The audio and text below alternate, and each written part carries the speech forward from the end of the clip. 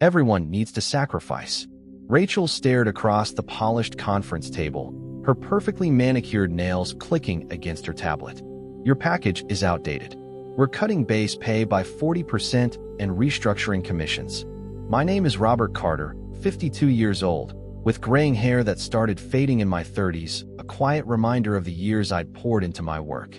For 15 years, I'd been Senior Vice President of Sales at MedTech Solutions, a medical device supplier based in Seattle, Washington. My title said SVP, but my real job was keeping the company alive.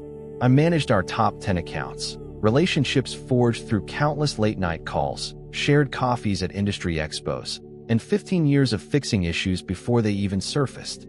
I knew their chief surgeons' favorite coffee brands, their hospital budgets, their expansion plans.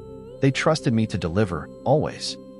The new structure will drive growth, Rachel continued, sliding a document my way. We're aligning with industry standards. I scanned the page. A 40% cut to my base salary, a commission overhaul that slashed my earnings even with growth, reduced benefits. Rachel Bennett had arrived 3 months ago after the acquisition, all sharp suits and a Stanford MBA. She'd spent her first weeks buried in data, meeting with the new parent company execs behind closed doors. I knew how she saw me. Costly, traditional, a dinosaur who should be thankful to still have a desk. What's the timeline for this?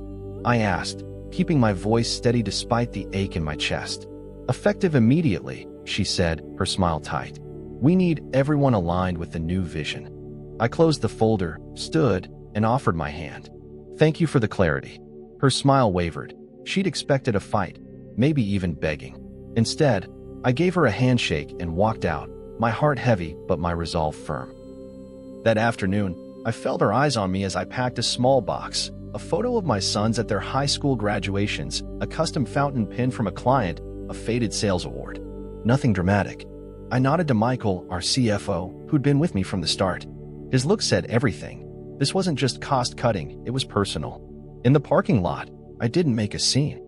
I placed the box in my trunk, adjusted my rearview mirror, and drove off, carrying 15 years of client trust that Rachel had just handed to the competition. I built that sales department from the ground up. When I joined MedTech in 2010, we were a small player with $7 million in annual sales. By last year, my team hit $68 million, with my accounts bringing in over $11 million of that. My father ran a medical supply store in Tacoma, teaching me the trade, how to read a client's needs, how to deliver on promises, before I was 18. After college, I drifted through sales gigs until MedTech. It felt right. I understood the products from my dad's lessons, could discuss technical specs with engineers and budgets with hospital admins in the same breath. The owner, Henry Sullivan, saw my potential. You're not just selling devices, Robert, he'd say. You're selling reliability. He gave me freedom to build my department my way. I hired eager reps, trained them with Henry's wisdom. Relationships trump transactions. When Henry sold to Vertex Innovations last year, I wasn't alarmed. Acquisitions were normal. I'd adapt, like always. But trouble brewed fast. The new CEO came from tech, clueless about healthcare. A new marketing head pushed a flashy rebrand. Then Rachel arrived, preaching efficiency and optimization. First, they slashed travel budgets. Client dinners needed layers of approval. My weekly exec meetings turned monthly, then vanished. We're streamlining, Rachel said early on. Nothing personal. But it felt personal when she started contacting my key accounts without me, questioning the pricing I'd negotiated to keep clients loyal through market shifts, suggesting my team needed fresh blood by hiring 2 of her old colleagues as regional managers. Michael warned me during a budget review. They're eyeing sales compensation, especially legacy deals, he whispered, glancing at the door. I was the last legacy deal standing. A week before Rachel's announcement, I saw her at lunch with Lauren, my newest hire. They were deep in conversation, heads close. When I walked in, Lauren looked away, and Rachel waved like it was a happy coincidence. Later, Lauren dodged my questions. Just team bonding, she mumbled. I knew what was coming, not the details, but the intent. That evening, post-announcement, I sat in my home office, staring at 15 years of sales reports. Consistent growth, a department I'd shaped into an industry leader, loyalty repaid with a cold, your package is outdated. My phone buzzed, a text from David Marshall, procurement head at Pacific Health Systems, our biggest account. Hearing about changes at MedTech. You okay? Call me. David and I had collaborated for 12 years. I'd guided him through hospital mergers, his wife's surgery, his daughter's med school apps. We were friends, not just partners. I poured a glass of whiskey, the burn grounding me, and called him. Robert, what's happening? He asked, voice tense. I got a call from some woman saying she's taking over our account. That's Rachel Bennett, our new sales director, I said, my tone even despite the sting. She's talking about new pricing and vendor systems, David said, irritated. We have a contract. I don't need lectures on managing suppliers. I let the silence linger, then said, I'm weighing my options. If you move, call me first, David replied. I'm not dealing with Stanford Barbie again. It hit me then. My worth wasn't in my title or numbers. It was in 15 years of trust, of solving problems, of being there. That trust could walk away with me. I opened my laptop, drafted an email to Karen Wells at Cascade Medical Group, a competitor I'd met at a conference. They wanted to grow their device division. I saved it to drafts, not ready to hit send. The next morning, 3 more clients called, all rattled. Rachel was already meddling new terms, new systems, no regard for what worked. I drove to MedTech one last time to clear my desk. Michael slipped me a note, my client retention stats and their annual spend. Thought you'd need this, he said. He knew my worth, even if Rachel didn't. That afternoon, I finalized my resignation, emailed Karen at Cascade, and had my lawyer review my non-compete. It restricted selling devices for 6 months, but not relationships. I wasn't angry anymore, just focused. Being underestimated gives you power. They don't see you coming. 2 weeks later, I joined Cascade as SVP of Business Development, with freedom to build my division. We want your expertise, Robert, Karen said. You know this industry. The next day, I called Rachel to offer a 2-week transition. Not necessary, she snapped. Lauren's handling your accounts. We have your CRM notes. Your methods were outdated. We're going data-driven. I didn't argue. She'd already decided who I was. 3 days later, I met David from Pacific Health for lunch. He hadn't answered Lauren's calls, and Rachel had escalated to his CEO. Your replacement sent a 50-question survey, David scoffed. Then a spiel on customer success metrics. I need someone who gets my business. I stayed neutral. Where are you now, he asked. Cascade, SVP of Business Development. David grinned. They've wanted our business for years. Call me when you're settled. The next day, a certified letter from MedTech arrived, warning against soliciting clients, listing my accounts by name. Then Sarah Klein, CEO of Evergreen Clinics, called. This new woman's changing our payment terms, she fumed. Net 45 for a decade, and now this optimization nonsense. I'm at Cascade now, I said. Good, Sarah replied. Let's talk Monday.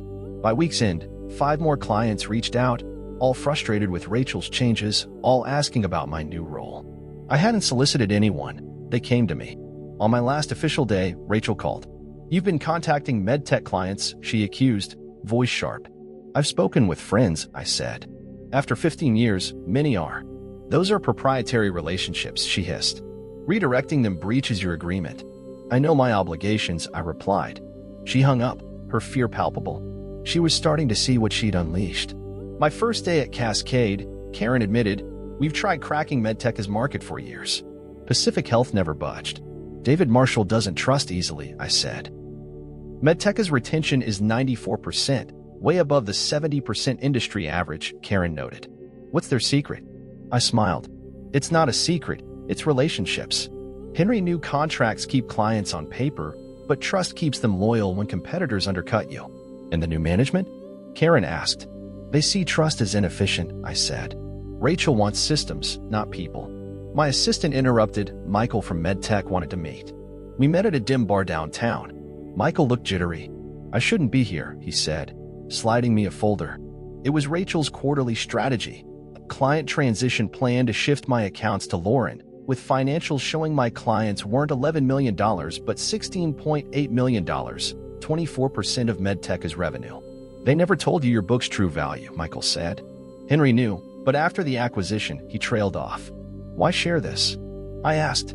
It's not right, Michael said. Rachel's missing forecasts, blaming transition disruption. And she's raising prices on legacy accounts next month. It clicked.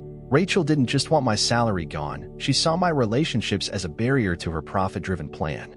With me out, she could hike prices, change terms, impose systems to squeeze more from my clients. One more thing, Michael added. They're auditing your expenses, looking for dirt to blame you if clients leave. They won't find any, I said. I know, Michael sighed. I'm updating my resume. Driving home, I felt a bitter clarity. MedTech hadn't just underestimated me, they'd undervalued me for years, profiting off my relationships while planning to exploit them once I was gone. 2 months at Cascade, I found my rhythm. My office overlooked Puget Sound. My team small but eager. I didn't solicit clients, they came. First was Sarah from Evergreen, furious over a 13% price hike. Can Cascade match our old pricing? She asked. We did, adding services MedTech never offered. Then came Cascade General, Puget Medical, and Seattle Health Partners, all with the same complaints: price hikes, rigid policies, impersonal service. By month 2, 4 of my top 10 accounts had moved to Cascade. I ensured flawless transitions, visiting hospitals myself, working late to perfect orders. Word spread. Following Robert Carter to Cascade meant better service, better prices. Then Rachel called, her voice shaky. We met at a coffee shop near Cascade's office. This has to stop, she demanded. You're poaching our clients. I haven't solicited anyone, I said, stirring my coffee. For accounts left in 8 weeks, she snapped. I'll name you. Clients choose for themselves, I replied. We can make this easy or hard, she said. Easy. You back off. We don't sue for breach. There's no breach, I countered. My non-compete bars devices for 6 months. Cascade's supply division doesn't overlap with MedTech. Her jaw tightened. You're exploiting a loophole. I'm following the agreement your team wrote, I said. Maybe they should have been clearer. She admitted. The board's asking about retention, revenue. That's a MedTech problem, I said. She tried bargaining, a consulting deal, a fee to leave accounts alone. I stood. I'm here to do my job well. The rest handles itself. The next day, David from Pacific Health called. Their MedTech contract was up for renewal. We're bidding it out, he said. Rachel's calling daily, offering to beat competitors by 5%. That's a deal, I noted. I need more than price, David said. I need someone who answers at 7 p.m. when a surgery's delayed. 2 weeks later, Pacific signed a $4 million annual contract with Cascade, a headline-making win. That day, Michael emailed a forwarded MedTech memo. Rachel was reassigned to strategic initiatives while they sought a new sales director. But the storm wasn't over. A week later, MedTech filed a lawsuit, alleging I'd violated my non-compete by indirectly soliciting clients. They claimed I'd used proprietary knowledge to lure accounts, seeking an injunction to block Cascade from working with my former clients. My lawyer laughed it off. They're desperate, he said. Their case is weak. Still, the legal battle loomed, a dark cloud over my victory. Cascade's board backed me, but the stress weighed heavy. I couldn't sleep, haunted by the thought of my team's hard work unraveling. 6 months in, I stood in Cascade's conference room, my team around me. Our quarterly report glowed on the screen. $12.9 million in new business, projected at $20 million by year's end. 7 of my top 10 MedTech accounts had followed me. Karen walked in with champagne. The board approved your expansion, more staff, bigger budget, she announced. My phone buzzed, a text from Michael. MedTech Q3 earnings call in 30 minutes. Tune in. I dialed in. MedTech's new CEO, Edward Grant, sounded strained. Sales underperformed due to unexpected client attrition in our device division, he told investors. An analyst cut in. Reports say you've lost 18% of revenue in 2 quarters. True. That's speculative, Edward dodged. We're implementing retention strategies. Another asked, did Pacific Health sign with Cascade? A long pause. We're in discussions with key accounts, Edward mumbled. I hung up, rejoining the celebration, declining the champagne. All good. Karen asked. Just closure, I said. That afternoon, an industry newsletter ran the story, MedTech struggles after key account exodus. It named my move to Cascade, quoting an anonymous MedTech employee. They didn't understand the value of senior leadership. I didn't need to speak, the numbers did. A year after Rachel called me outdated, I sat in my expanded office, reviewing annuals, $24.8 million in revenue, a team of 10 reps, a new floor with a view.